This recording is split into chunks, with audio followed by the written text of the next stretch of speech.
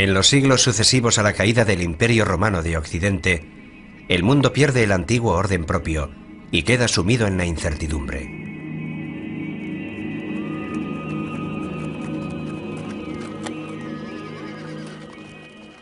La fe religiosa se convierte en el único punto de estabilidad en este mundo tan inestable. Y a los seres humanos de la Edad Media solo les queda confiar en ella, en su búsqueda de consuelo y esperanza.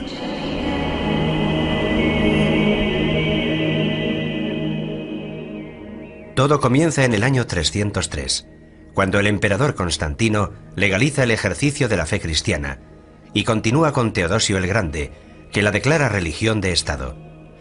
Es un proceso que a partir de entonces permite a la Iglesia adquirir un papel fundamental en la historia política y cultural europea. Esta gran transformación del Imperio Romano se produce en la famosa fecha del 313, con el llamado Edicto de Milán, que no es sino la confirmación de un edicto anterior, según el cual el cristianismo, tras haber sido parcialmente perseguido por las élites, por algunas élites del Imperio Romano, con Constantino se convierte en la religión del imperio, es decir, pasa a ser una religión legalizada. El cristianismo se extiende a todo el mundo conocido, y poco a poco hasta los reyes y las poblaciones bárbaras se convierten a él.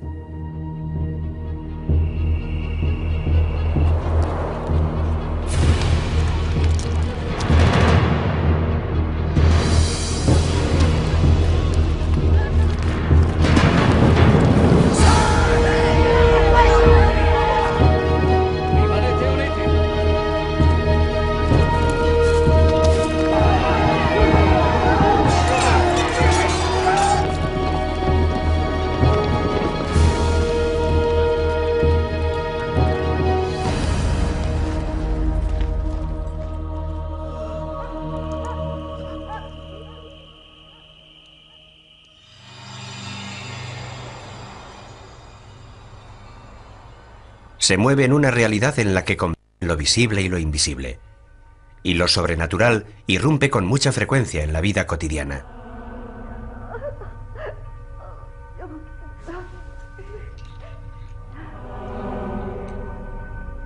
La magia se basa en el principio de que hay una relación concreta entre las cosas que se ven y las que no se ven. Que las cosas que no se ven están animadas por fuerzas espirituales y que existe la posibilidad de entrar en contacto con estas fuerzas. Y actuando sobre estas fuerzas se puede modificar la realidad. La fe impregna profundamente esta época, en la que el ser humano es criatura de Dios. La vida cotidiana, las relaciones con los demás, el conocimiento del mundo, el sentido del tiempo, el significado de la muerte, todo se mide según parámetros divinos.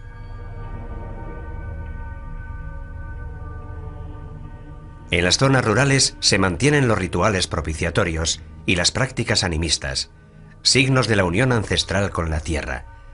Resuenan los ecos de cultos paganos que la Iglesia no combate abiertamente, prefiere plasmarlos e incorporarlos a la propia doctrina.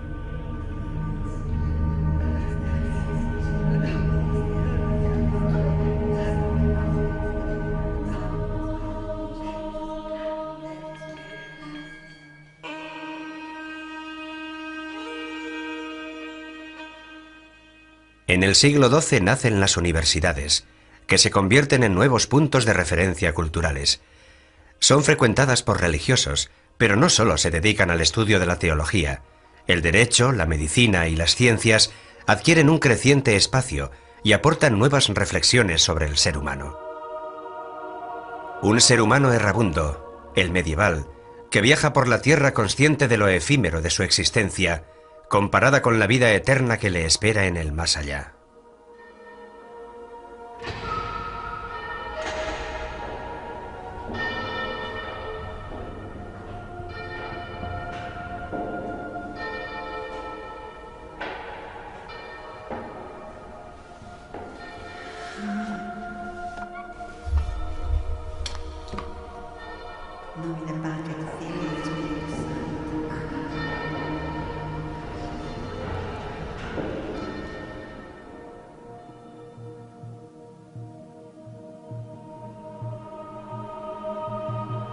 En el largo milenio medieval, todo debería ser inmutable, mientras todo se transforma lentamente.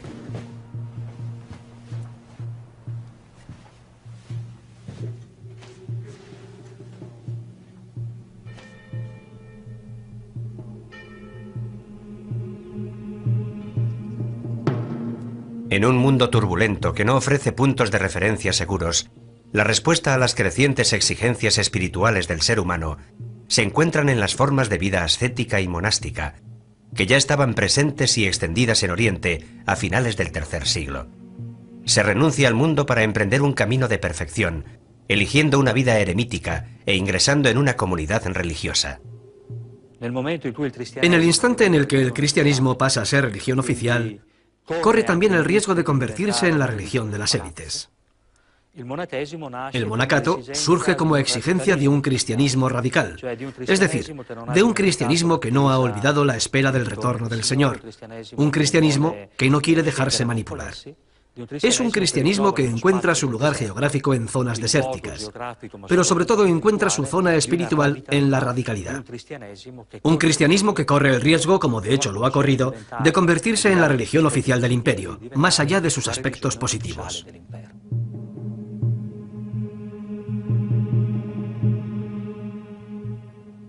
Si la fuga solitaria hacia el desierto multiplica las formas espontáneas de experiencia de Dios, la opción monástica ciñe esas mismas aspiraciones a unas reglas muy concretas, obligándola a una rígida disciplina.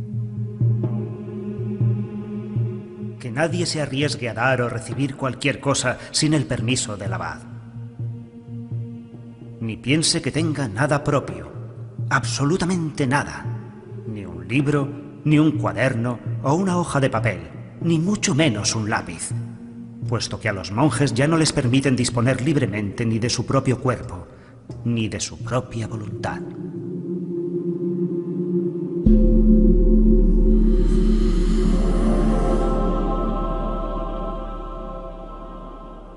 El monasterio se sitúa dentro de la realidad medieval como un mundo aparte, autónomo y autosuficiente, que puede permitirse ignorar la realidad que se desarrolla al otro lado de los muros. Y aquellos que venían para abrazar este estado de vida entregaban todas sus posesiones a los pobres y se conformaban con una túnica remendada. Aquellos que así lo preferían, con cíngulo y calzones, y no queríamos tener nada más.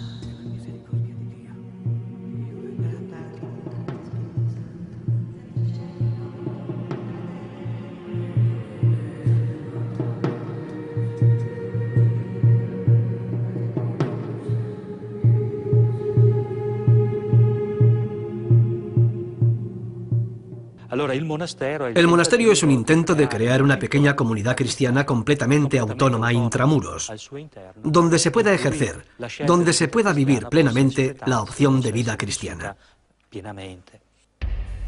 La regla más difundida es la formalizada por San Benito de Nursia en la primera mitad del siglo VI. Ora et labora.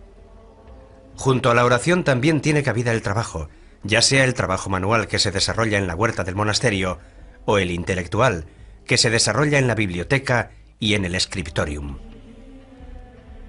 La vida cotidiana y las tareas del monje quedan establecidas hasta el mínimo detalle en la Santa Regla: las oraciones, las lecturas, las comidas y el trabajo. Cuando hablamos de monaquismo, en Occidente el nombre que nos viene a la mente es el de Benito de Nursia. Benito de Nursia vive entre el 480 y el 546. Él también proviene de una familia noble, una familia importante en el ámbito romano de la época, de Nursia, para ser más exactos. Se ha formado en Roma, por lo que ha seguido el cursus, o formación que recibe todo hombre que tiene previsto meterse en política. Se decide por la vida monástica, primero en Subiaco, cerca de Roma, y posteriormente en el monasterio de Montecassino, en una serie de vivencias relatadas por el mismo San Gregorio Magno.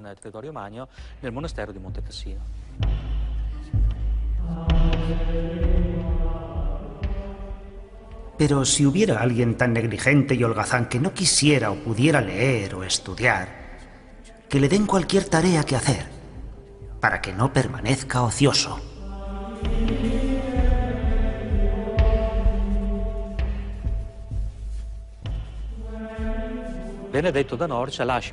Benito de Nursia deja una regla que actualmente sabemos que no fue enteramente obra suya, sino más bien la reelaboración del estilo de vida en los monasterios de su tiempo, que se prolongará sucesivamente en la época carolingia.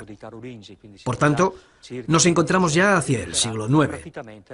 Esta pasará a ser prácticamente la regla con la que se identifica el monaquismo occidental, principalmente un monaquismo de tipo benedictino.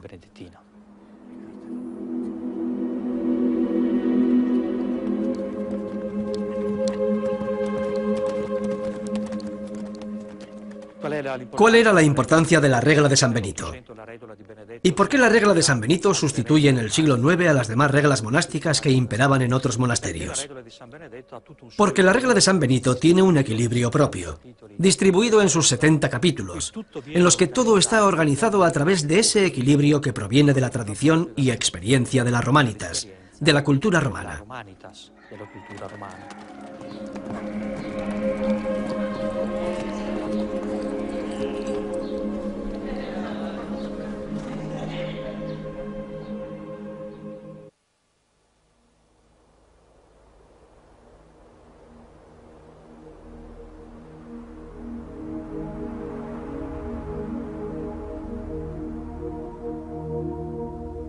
Mientras los monjes buscan su vida elitista de perfeccionamiento y huida de las cosas terrenales, la Iglesia institucional se reafirma ya desde el siglo V como sujeto político fundamental y como presencia firme y estable en el panorama cambiante de la Edad Media.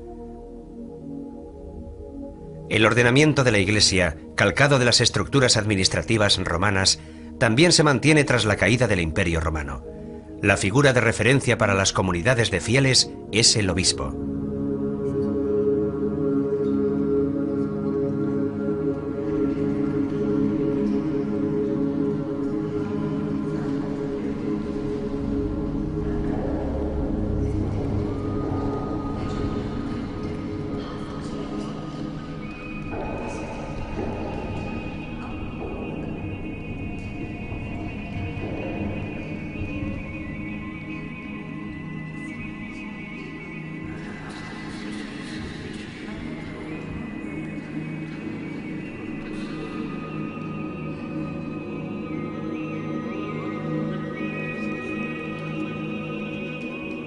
El papel del obispo en los primeros siglos de la Edad Media implica algo más que ser el guía espiritual de la comunidad cristiana.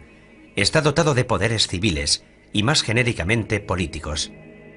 Duomo, que significa catedral, deriva del latín domus, la casa del obispo, también llamada catedral porque el obispo tiene una cátedra. Es decir, el obispo es el pastor, es el quien enseña la verdad a los cristianos que lo quieren escuchar. Este es el significado etimológico. Desempeña el papel de defensor de la población romana a través de acciones diplomáticas con los representantes de los pueblos invasores y proporciona ayudas concretas gracias al patrimonio eclesiástico acumulado en las décadas anteriores, patrimonio que gestiona con la ayuda de clérigos y personal laico. La diócesis es una parte del pueblo de Dios, encomendada a los cuidados pastorales del obispo, ayudado a su vez por su presbiterio, de modo que, en adhesión al propio pastor y por medio del Evangelio y la Santísima Eucaristía, unida en el Espíritu Santo, constituye una iglesia peculiar, en la que está presente y actúa la Iglesia de Cristo, una, santa, católica y apostólica. En una ciudad medieval resurgida, la catedral se convierte en epicentro de la vida religiosa, pero también en epicentro de un poder frecuentemente político. Recordemos que en la mayor parte de los casos, a menudo los obispos son también condes obispos o príncipes obispos, con todos los conflictos de investidura que ello conlleva, si son primero obispos y después condes, o primero condes y después obispos.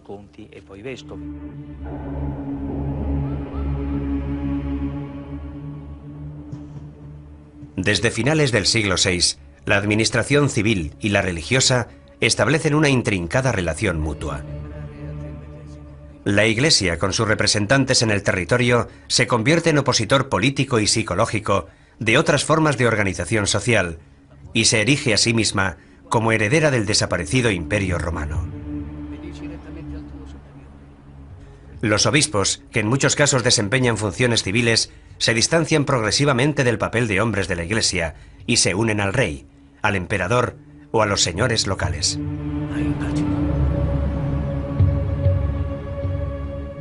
El privilegio de la inmunidad, que comprende la exención de tributos y el de sinecura, o lo que es igual, la exención del ejercicio de las funciones sacerdotales, son la expresión perfecta de una Iglesia adscrita al poder. La simonía, término que indica la compraventa de cargos públicos y la oferta de los servicios propios al mejor postor, se convierte en un fenómeno muy extendido. Asimismo, el nicolaísmo, es decir, la práctica común de los sacerdotes de casarse, suscita las críticas de aquellos que preferirían que los eclesiásticos volvieran a un estilo de vida y un ejercicio de las funciones espirituales más auténticos.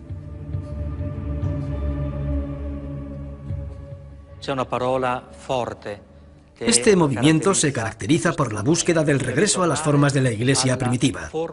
Esto quiere decir que la consigna que impregna estos movimientos provocará su desencuentro con la Iglesia oficial, por lo que acabarán siendo declarados heréticos o no reconocidos. Es el regreso a las formas de la Iglesia primitiva.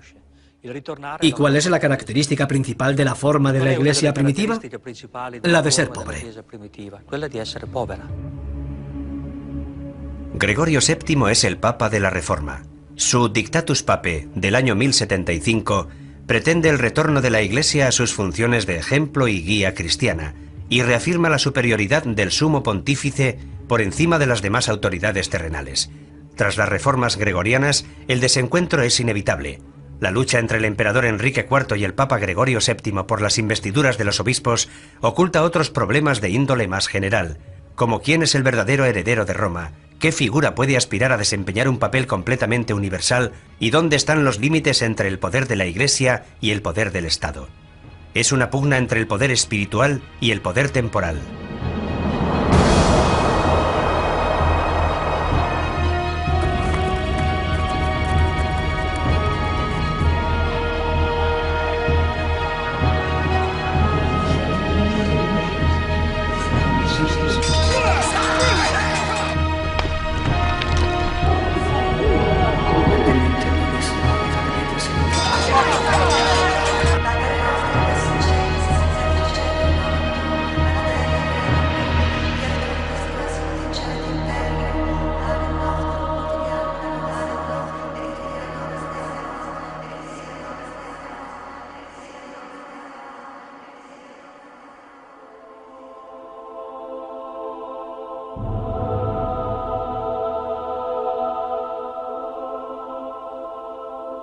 En la ciudad, aparte del palacio episcopal, símbolo de la presencia del obispo en el territorio, surge la catedral, lugar sagrado dedicado a las ceremonias religiosas.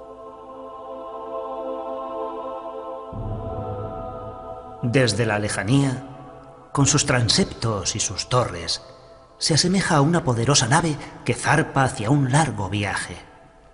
Toda la ciudad puede embarcar sin temor en sus robustos laterales.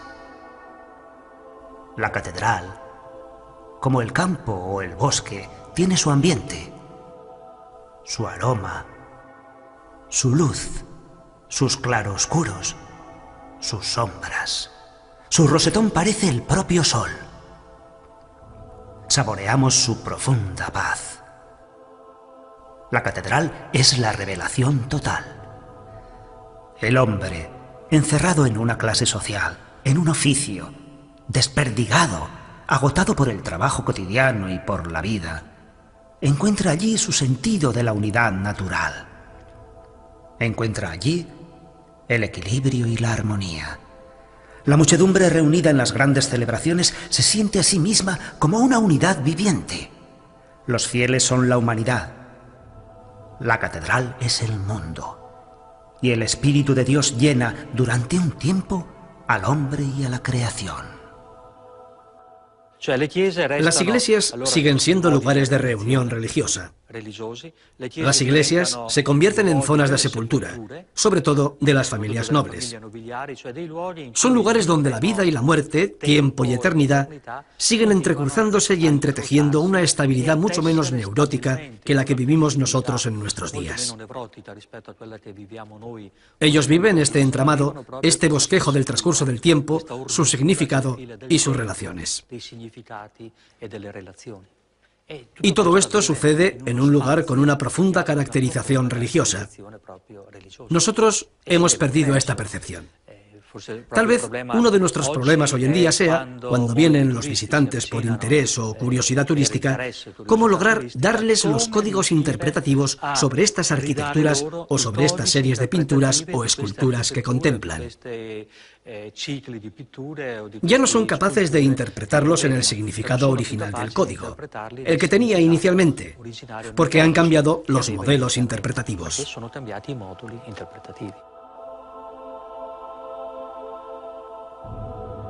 El feligrés se implica a través de una serie de sensaciones que impactan sus sentidos. La vista se detiene en el desarrollo de la ceremonia y las decoraciones pictóricas y ornamentales de las paredes. El olfato está estimulado por el olor a incienso.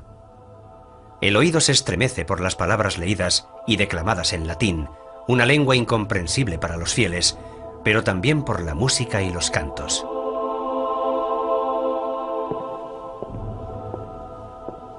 Todas estas sensaciones se superponen y se entremezclan, ofreciendo al participante la posibilidad de entrar en contacto con la otra realidad de lo divino, y provocando en él un sentimiento de temor frente al misterio y la fascinación por un poderío que a duras penas logra intuir.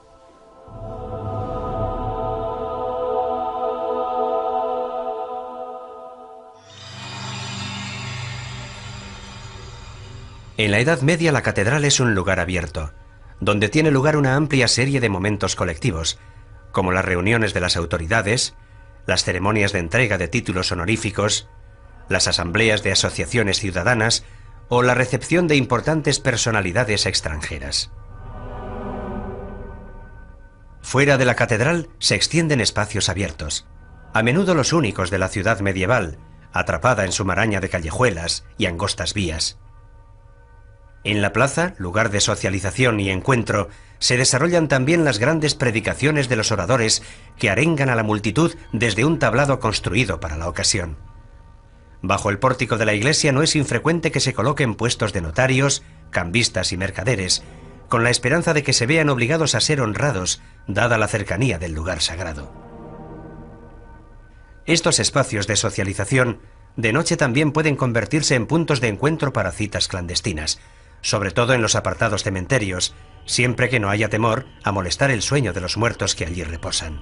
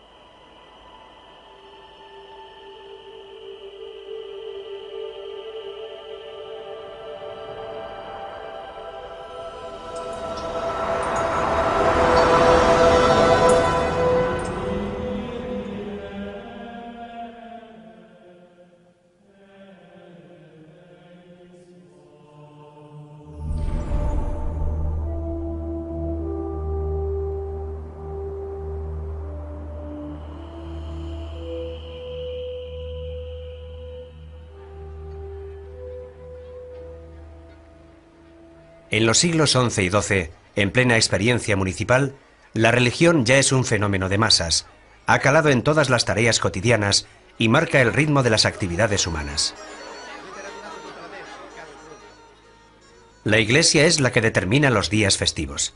En festividades como el Carnaval, en la que todo está permitido, se suspende el orden social normal y se da rienda suelta a los impulsos primordiales.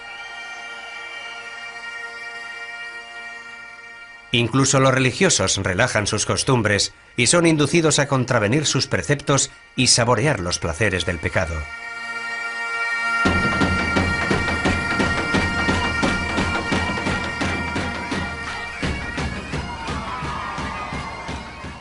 El carnaval es la fiesta en la que puede pasar de todo.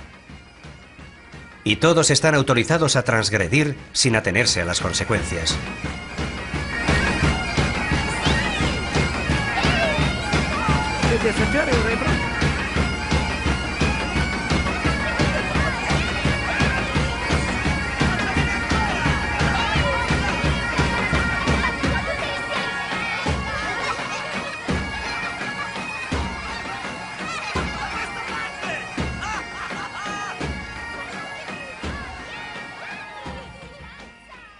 Es el modo en el que la Iglesia y la sociedad ofrecen un espejismo de libertad a la plebe sometida.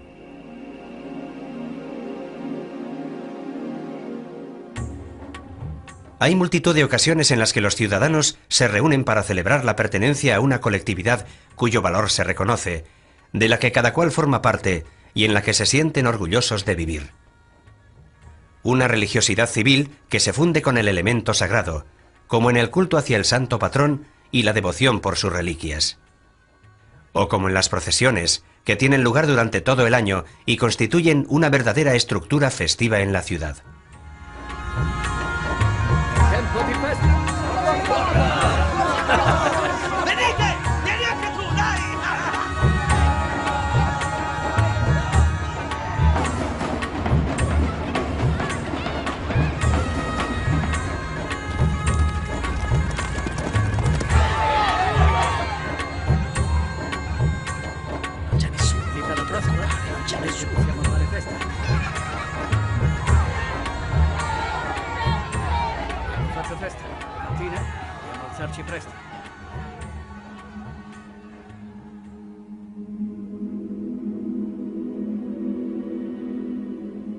La transmisión de la cultura también se realiza a través de la óptica religiosa. Habrá que esperar a los últimos siglos de la Edad Media para la reafirmación de las escuelas laicas.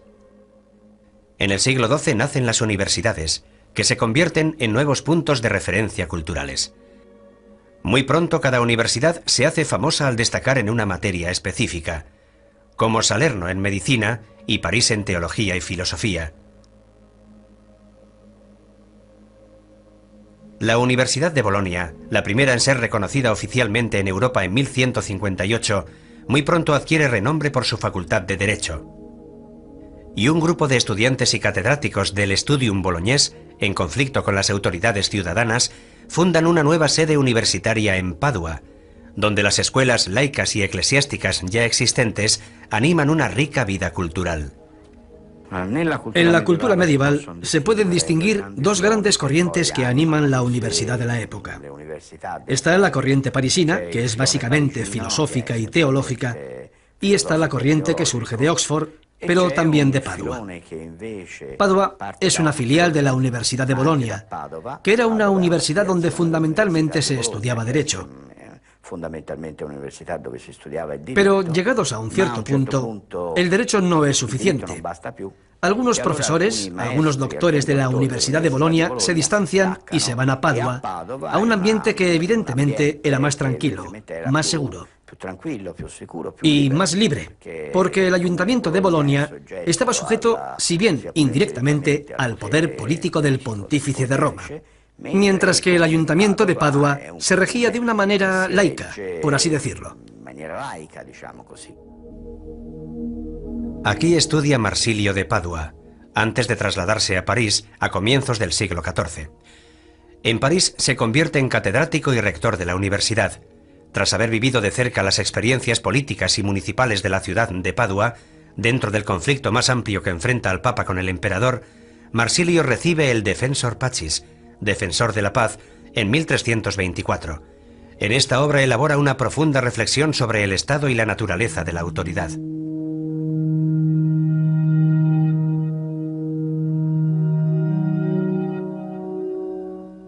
Digamos, por tanto, que el legislador o la causa primigenia y eficiente de la ley es el pueblo.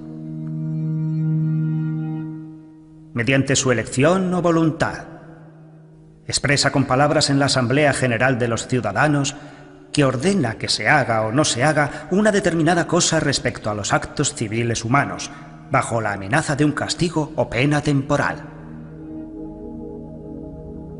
Bajo la máscara de honradez y decoro, el papado es tan peligroso para el género humano que allá donde no se le ponga freno, causará perjuicios muy graves a la civilización y a la patria.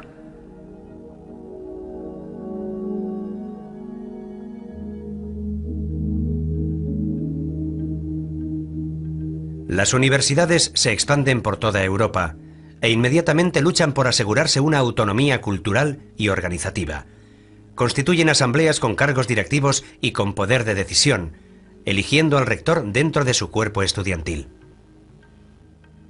Enseguida estos centros de estudio atraen alumnos y profesores de toda Europa, lo que da testimonio de la gran movilidad de la época, pese a las dificultades y peligros de los viajes. Naturalmente, la lengua común es el latín. También surgen grupos de estudiantes universitarios pobres y vagabundos que van de universidad en universidad, aunque son más bien asiduos de tascas y tabernas, anticonformistas que cantan las bondades del vino, el juego y el amor, y que huyen de la encorsetada sociedad de la época.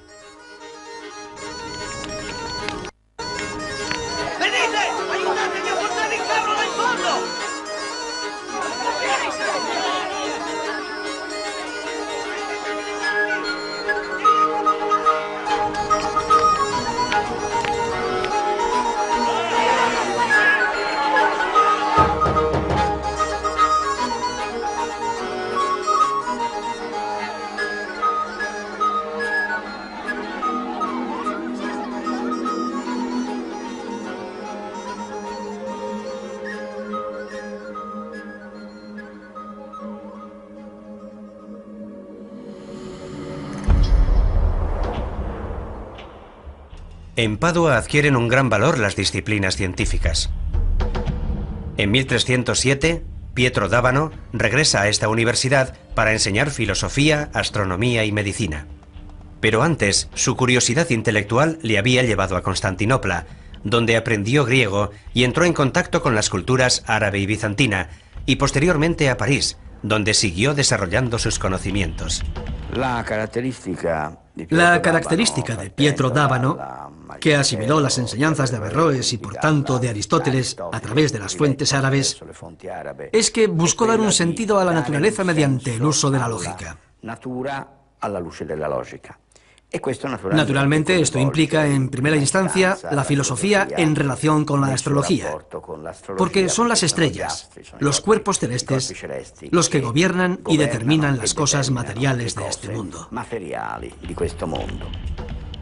Partiendo de la voluntad de observar directamente los fenómenos naturales y buscando una explicación a su funcionamiento, Pietro d'Abano logra sintetizar conjuntamente la astrología y la medicina. La astrología es necesaria para usar los medicamentos en el instante más adecuado, cuando la luna esté atemperada por planetas positivos. En caso contrario, es mejor no intervenir quirúrgicamente. La aplicación de técnicas médicas y quirúrgicas no puede prescindir del conocimiento de las características zodiacales específicas del ser humano, ni de la constante y atenta investigación de la bóveda celeste, en esa unión entre microcosmos y macrocosmos, que es uno de los rasgos más peculiares de la mentalidad medieval.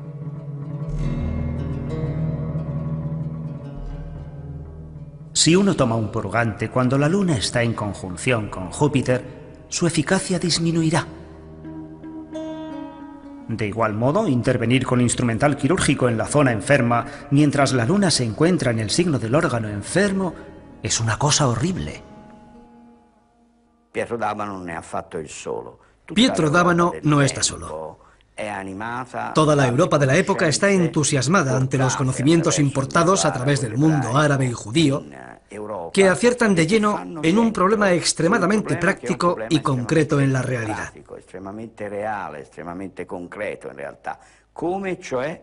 ¿Cómo puede el hombre relacionarse con la naturaleza y no limitarse a padecerla, sino a modificarla e influir en ella?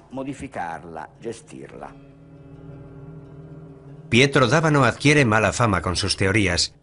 De hecho, la Inquisición lo acusa de herejía y nigromancia. Sin embargo, recibió la solidaridad de las autoridades municipales, que lo defendieron durante su procesamiento. Cuenta la leyenda que tras su muerte, su cuerpo fue exhumado y quemado en la hoguera, para conjurar el regreso a la tierra de semejante hereje.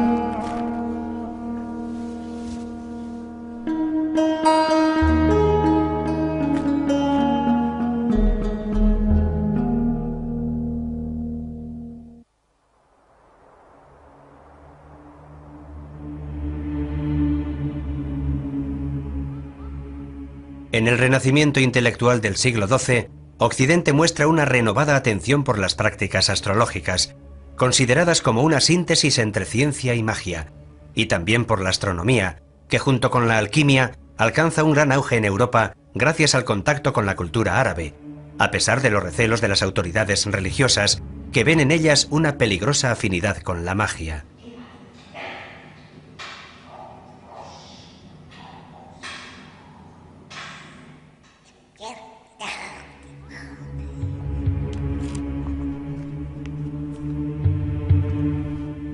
Intelectuales como el franciscano Ruggiero Bacone o el dominico Alberto Magno aparecen como eruditos sabedores de que la magia puede ser un instrumento de conocimiento de los misterios del cosmos. Se produce una revalorización de la magia como técnica al servicio de los objetivos prácticos del ser humano.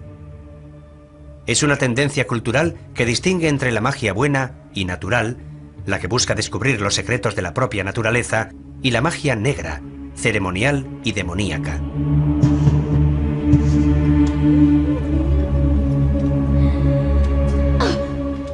Existen ciertas mujeres depravadas que se dirigen a Satanás y se dejan atrapar por engaños y seducciones diabólicas.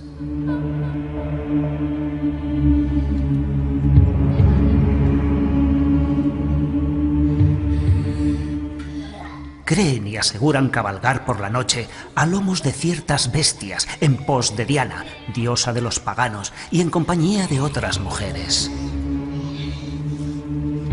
Afirman que atraviesan amplios territorios, amparadas por el silencio de la noche, obedecen sus órdenes y algunas noches el diablo las llama a su servicio. La bruja es la mujer que elabora pociones mágicas, filtros de amor o venenos, y que se transforma en otras cosas. Se puede convertir en ave nocturna, puede matar a niños, incluso provoca abortos. Esta es la imagen general de las brujas. Las brujas, cuando eran procesadas por la Inquisición, siempre estaban acusadas de haber matado a niños, de haber robado su manteca para elaborar ungüentos milagrosos, ungüentos mágicos, y también de tomar parte en fiestas nocturnas, diabólicas, lo que nosotros conocemos como aquelarres, y de fornicar con el demonio.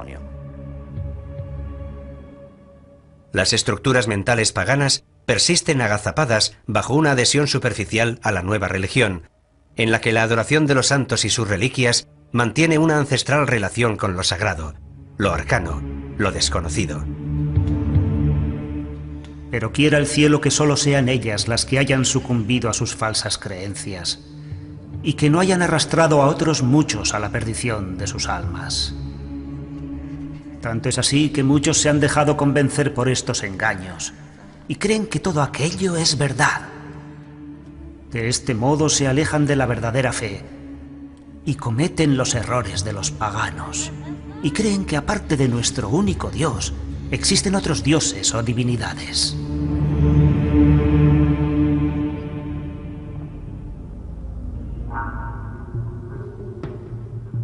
Circulan multitud de manuales de magia médica que prescriben recetas para curar las más variadas enfermedades mediante el uso combinado de plantas medicinales o incluso órganos o fluidos de animales.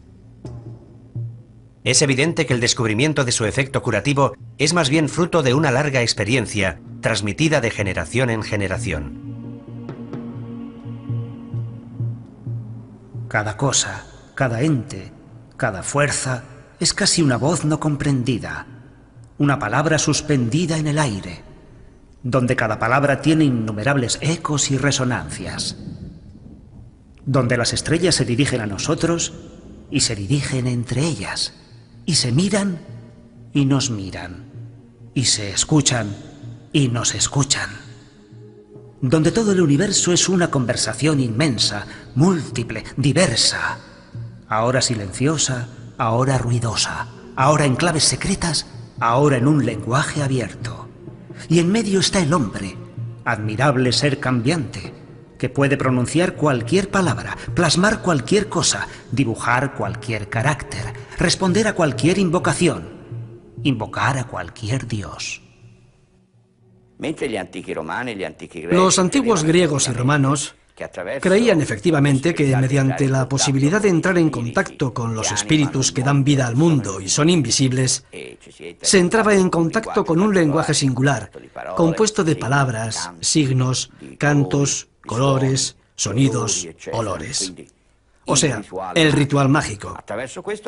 A través de esto, los antiguos creían que realmente se podía modificar la realidad.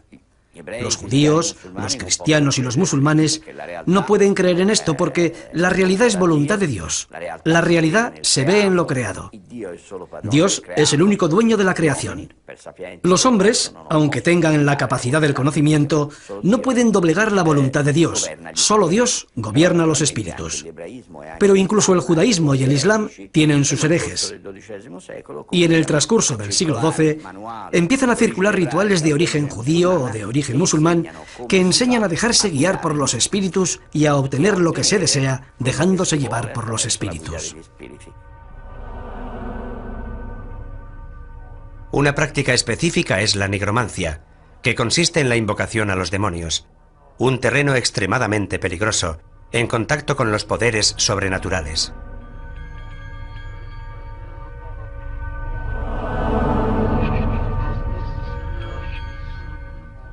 La palabra es un elemento fundamental del ritual mágico.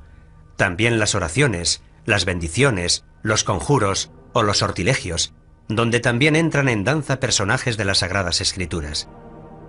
En cambio, los exorcismos ocupan un lugar aparte. Por una parte están codificados por la Iglesia y por otra están ligados a las tradiciones folclóricas. Se realizan para liberar a una persona de la posesión demoníaca. En el nombre y poder de nuestro Señor Jesucristo, sé erradicado de la Iglesia de Dios y de las almas redimidas por la preciada sangre del Cordero de Dios. A partir de ahora, no te atrevas, pérfida serpiente, a engañar al género humano, perseguir la Iglesia de Dios, ni agitar o cribar como el grano a los elegidos de Dios. Te lo ordena el Altísimo al que tú, en tu inmensa soberbia, presumes de ser semejante. En el nombre y poder de nuestro Señor Jesucristo, te exorcizamos, espíritu inmundo, poder satánico, invasión del enemigo infernal, legión, reunión y secta diabólica.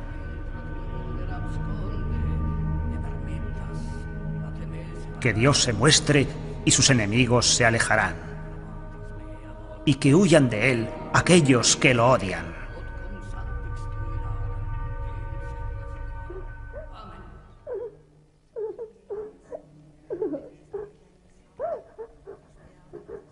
Así como el humo se desvanezcan ellos.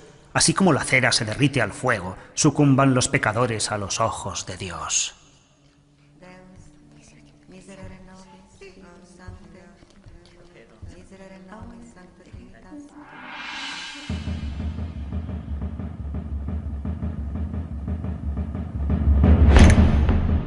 A partir del siglo XIV, las autoridades eclesiásticas extienden sus recelos a todo lo que tenga que ver con la esfera de lo mágico. Se plantean nuevos problemas teológicos, como el del libre albedrío, allí donde el refinamiento de la astrología parece proponer una especie de determinismo cósmico al que el ser humano está sometido. Avanza la idea de que la magia tiene efectos reales y que todas sus diferentes prácticas están relacionadas con el diablo.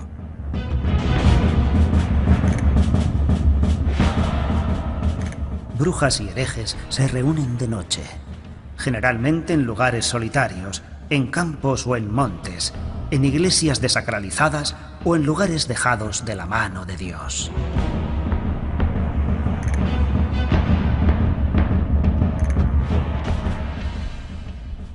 A partir de mediados del siglo XIII, la Inquisición o el juicio del hombre sustituye al juicio de Dios.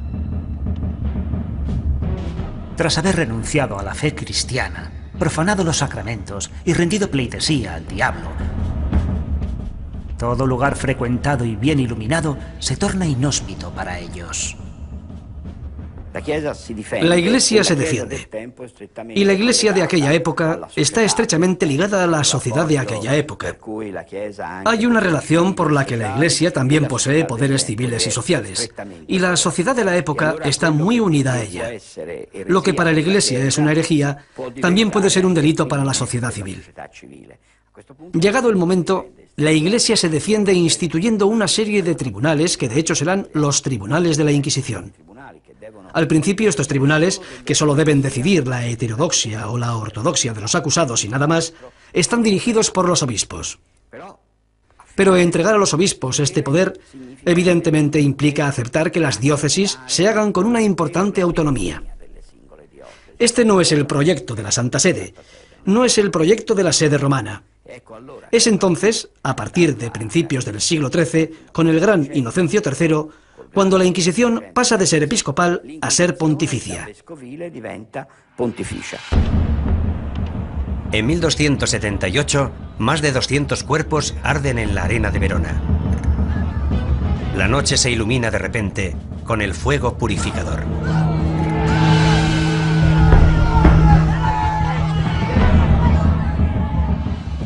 Buscadlos en guaridas y escondrijos similares.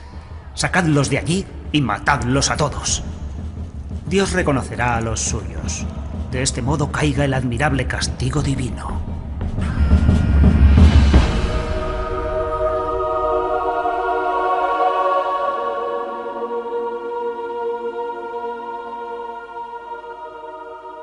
En un camino medieval, entre caravanas de mercaderes, grupos de soldados a caballo y campesinos, es posible divisar una figura solitaria que se desplaza a pie, vestida con sencillos ropajes, con escasas pertenencias. Le mueve el sentimiento de penitencia y devoción, pero también el deseo de ver y descubrir el mundo. Así es en el fondo el hombre de la Edad Media, que entre la fe y el deseo de conocimiento se pone en camino para atravesar las grandes transformaciones de su época.